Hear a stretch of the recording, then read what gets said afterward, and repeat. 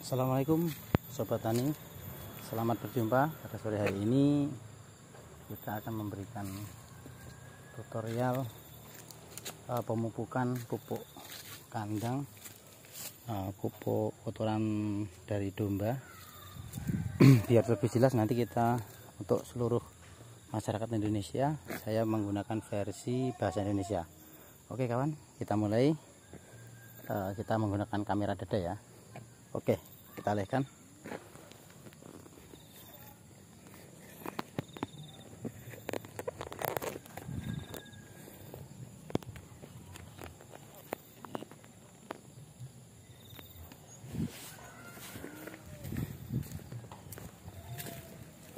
Oke, kita angkat. Yes, ya. Oke. Oke, ya. Jatuh. Oke. Bentar ya. Oke. Kita sudah sampai lahan. Kawan. Kita jatuhkan. Oke. Untuk saat ini bentar ya.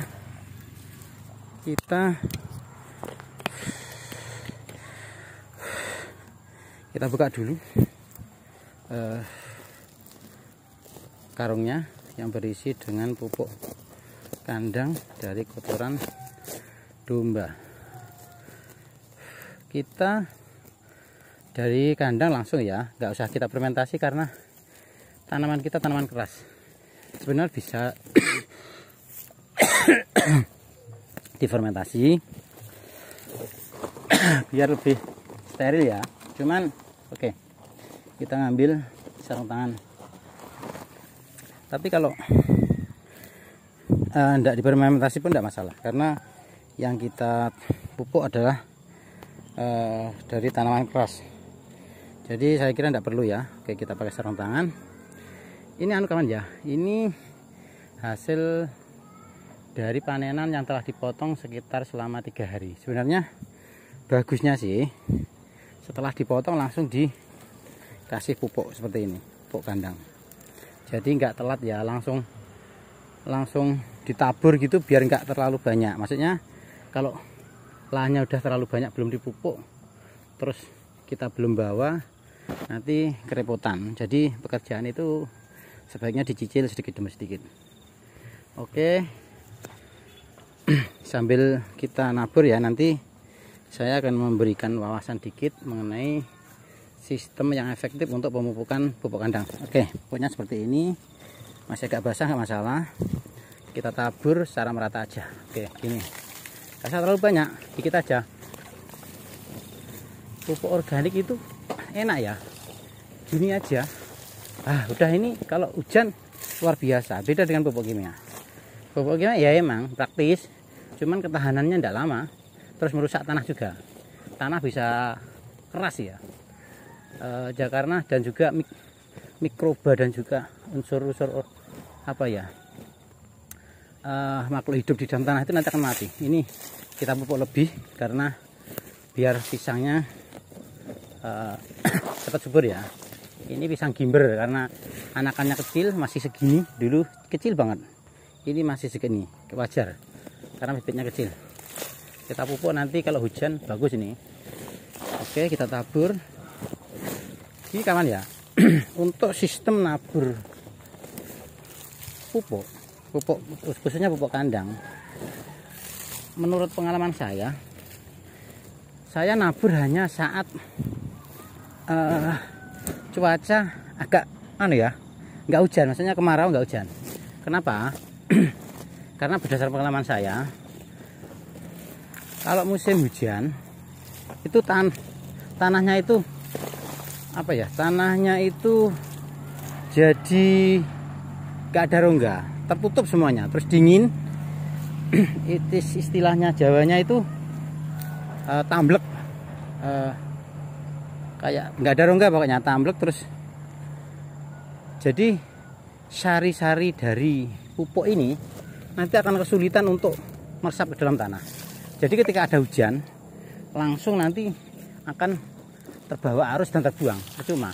Jadi saya mupuk itu sengaja walaupun musim penghujan pas kemarau sekitar 3-4 hari. Jadi tanah itu sudah ke kondisi, nah gini, ada retakan-retakan ini ya, ini, nah ini ada dekat kan, oke, ada retak-retakan gini. Nah jadi ini tujuan saya nanti kalau ada hujan sarinya langsung masuk ke dalam, terus bisa terserap dalam tanah dan bisa di konsumsi atau dinutrisi oleh tanamannya.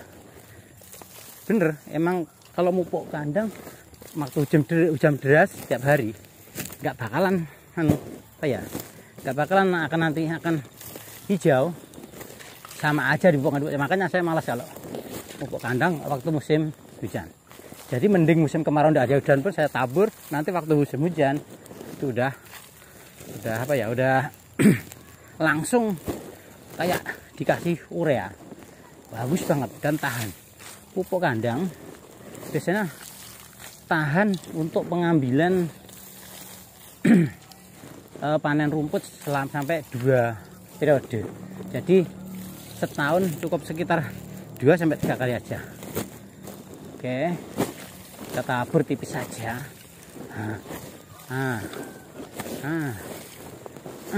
Oke.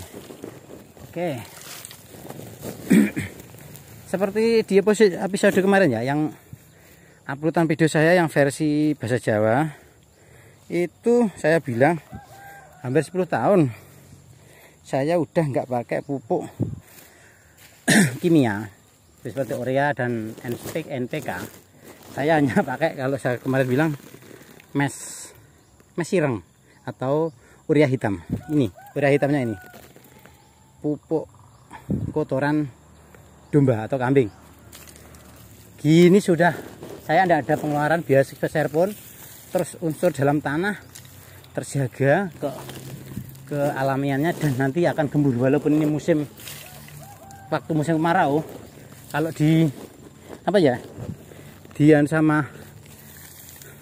dicongkel sama linggis enak banget, gembur, nggak kayak yang dipupuk kimia.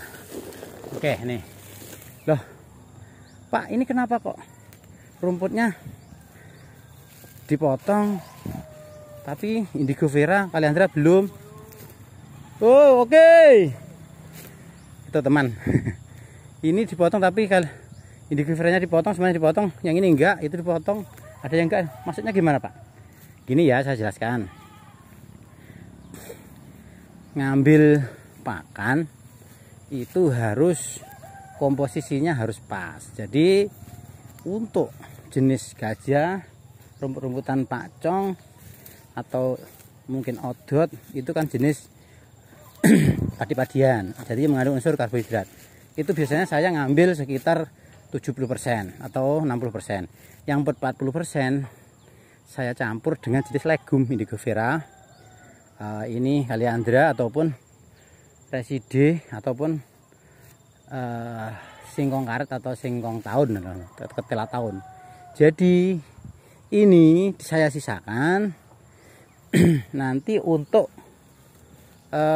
panen rumput selanjutnya. Kenapa? Karena satu siklus legum biasanya mampu untuk 2 siklus rumput jenis gajah ataupun odot. Jadi kalau dihabiskan, nanti untuk panen kedua rumput legumnya habis.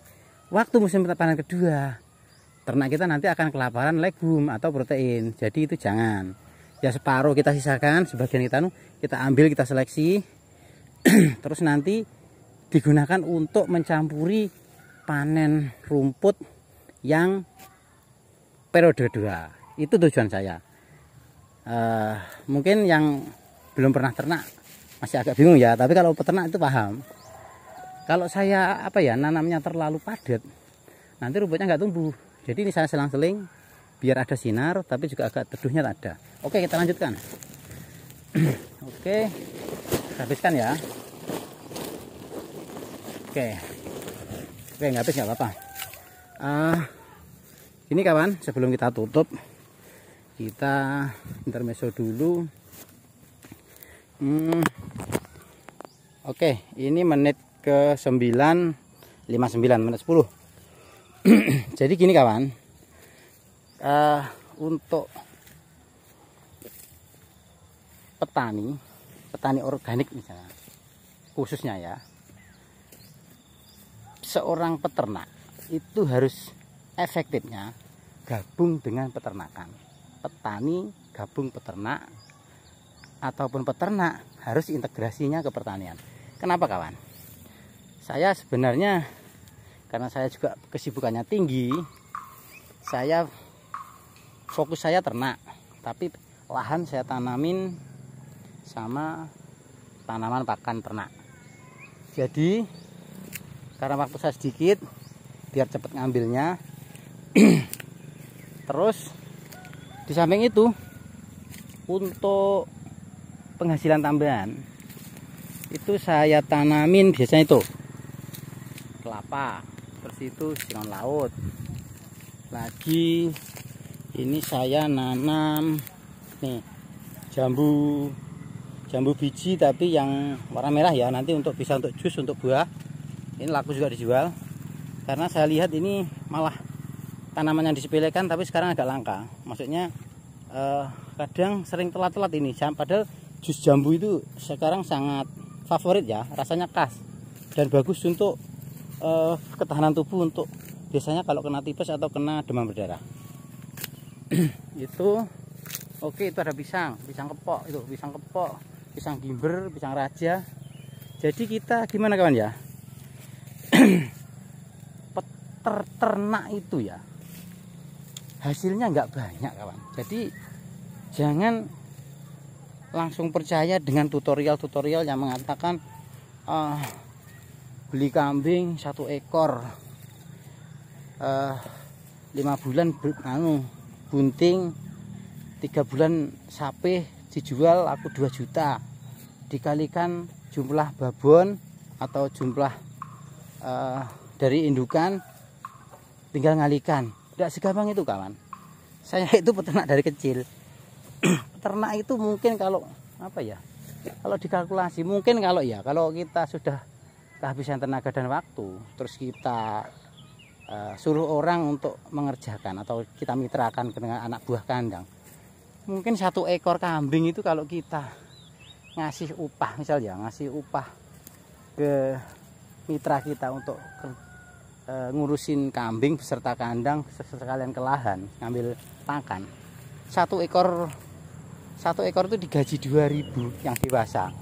Mungkin itu sudah sisanya nggak seberapa, paling sekitar 500 atau 1.000 untuk yang bosnya ya. Itu untuk skala kambing atau domba yang skala ukur daging ya, bukan yang hias ataupun yang skala super. Kita nggak bicara super aja lah, kita skala yang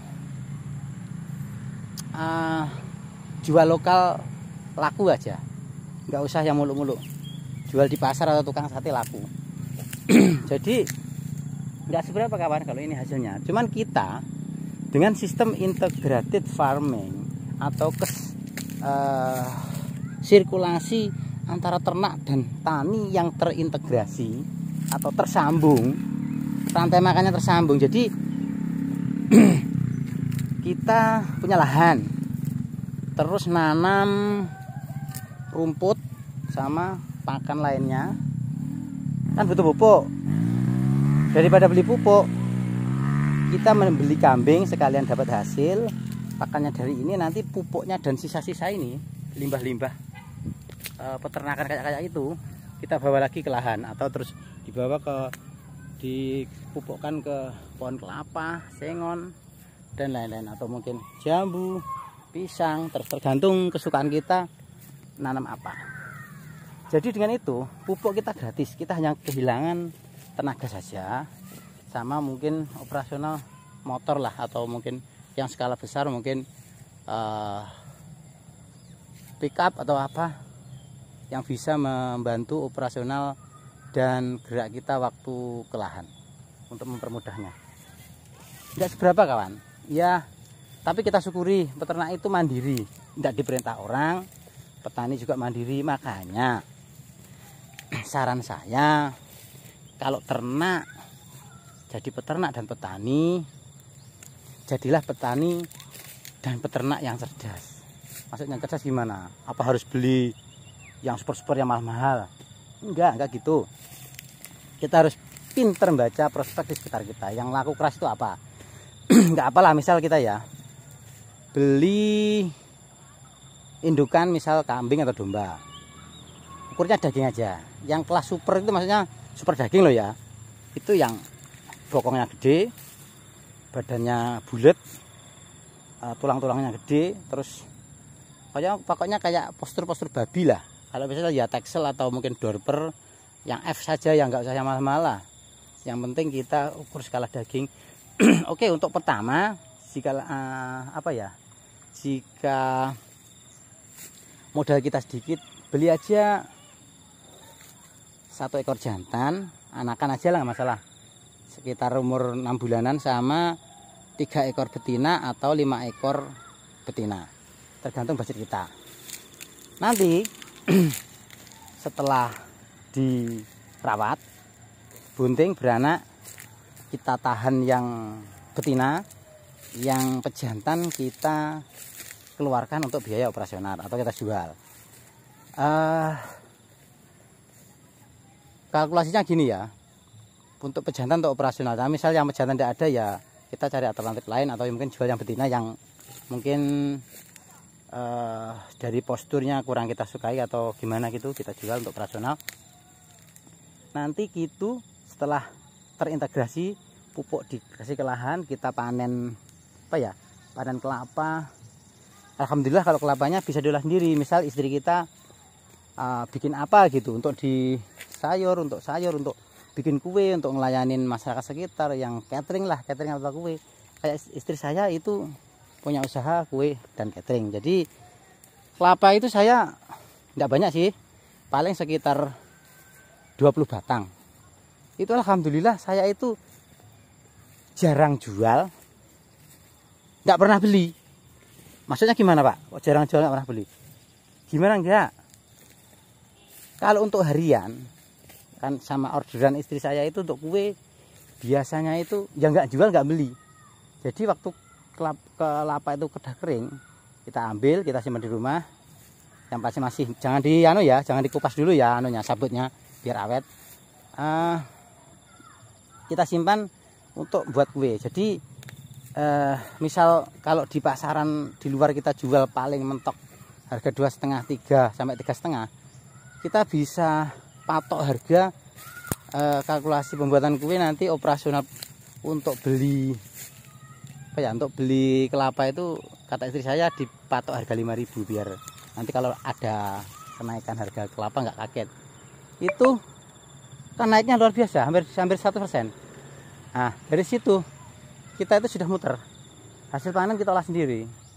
Terus jual-jual itu paling kalau hari puasa depan itu biasanya kue basah itu orderannya agak turun. Terus biasanya yang banyak itu orderan kue kering kayak nastar, kayak kue kering lainnya, jadi nggak pakai santan ya. Jadi kadang kalau mulai musim puasa itu sering jual kelapa.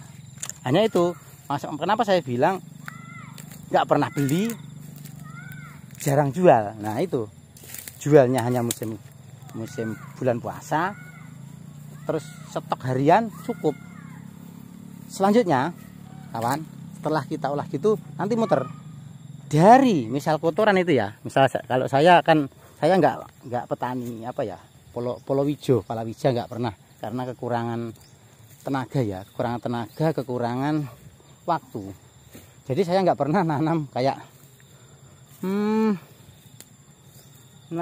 jagung, nanam kayak padi, nanam kayak apa lagi, pokoknya tanaman palawija lain yang membutuhkan perawatan lebih ekstra.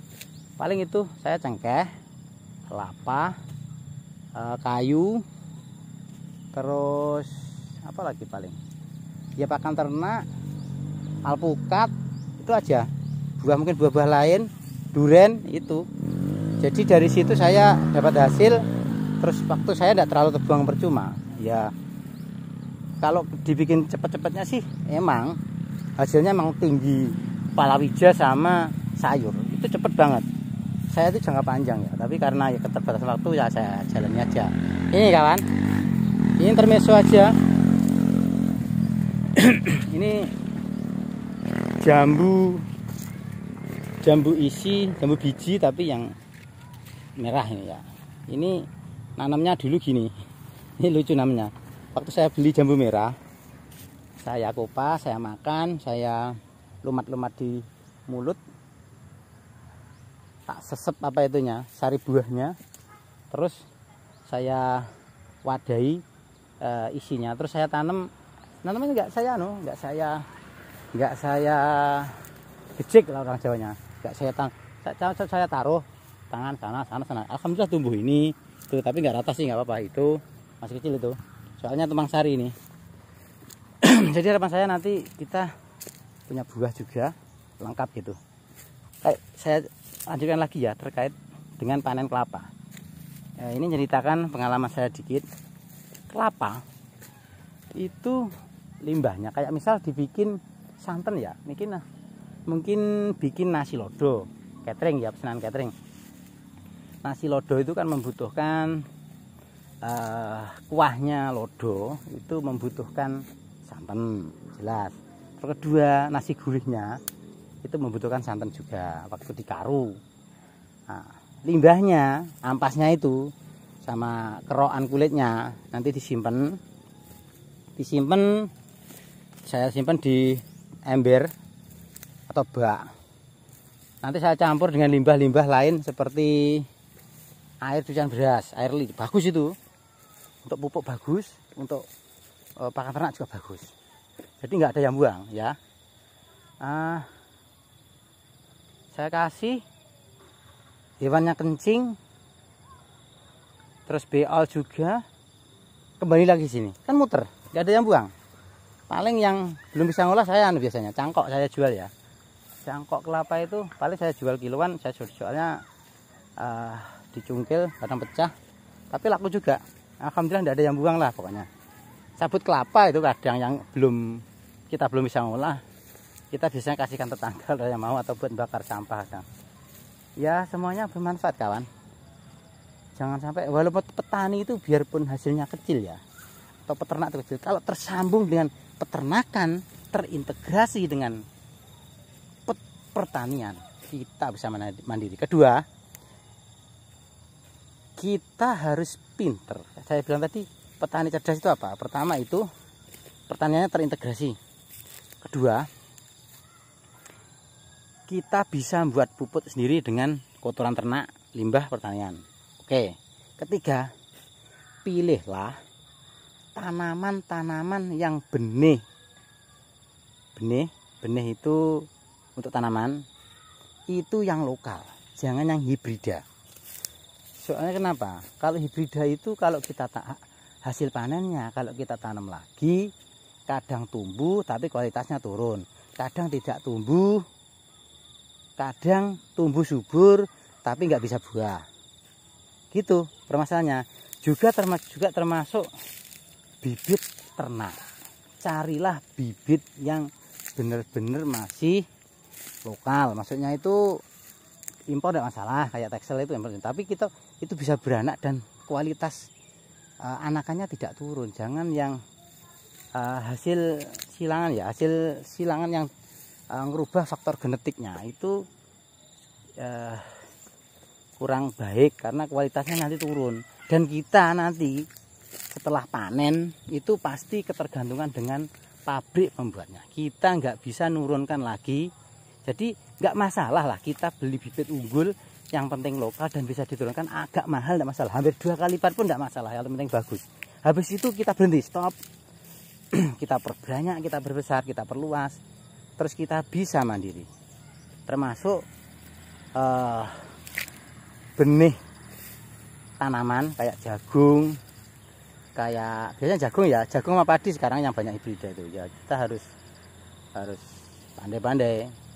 Jadi carilah yang lokal, yang kualitas dari panennya ketika kita tanam lagi tidak berubah. Terus itu lagi, terus kita jalin komunitas kawan. Jalin komunitas, kalau bisa orang lokal itu juga pakai lokal.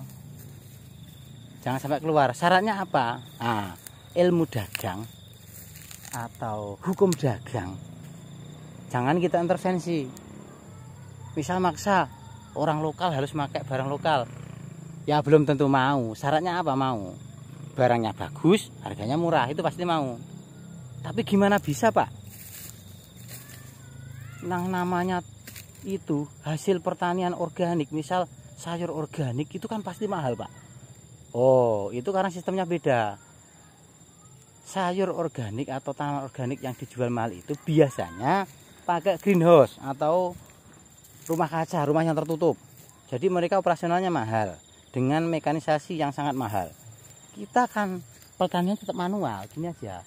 Ya emang hasilnya pertanian organik yang bukan di greenhouse atau rumah kaca, kualitasnya emang kadang nggak begitu bagus karena tidak disemprot bahan kimia, dan hama kadang juga masih hidup, terus ngusirnya pun juga pelan, nggak dibunuh. Jadi kadang mungkin ada buah kayak mentimun, kayak apa ya, sayur yang bolong-bolong atau mentimun yang agak bungker, itu wajar. Yang penting organik, kita dimakan sehat ya. Sementara itu kawan ya, jadilah petani yang mandiri, petani yang berdiri di kaki sendiri, tidak ketergantungan dengan pihak-pihak lain. Jadi kita akan mensukseskan program ketahanan pangan untuk Indonesia, dan kita tidak ketergantungan dengan bibit dan benih-benih dari luar negeri yang belum tentu kualitasnya terjamin. Kita hargai sumber daya alam kita hargai hasil alam kita, biar masyarakat Indonesia bisa sehat, maju dan mandiri. Salam peternak, salam petani. Jaya jaya selalu, sukses selalu. Assalamualaikum warahmatullahi wabarakatuh.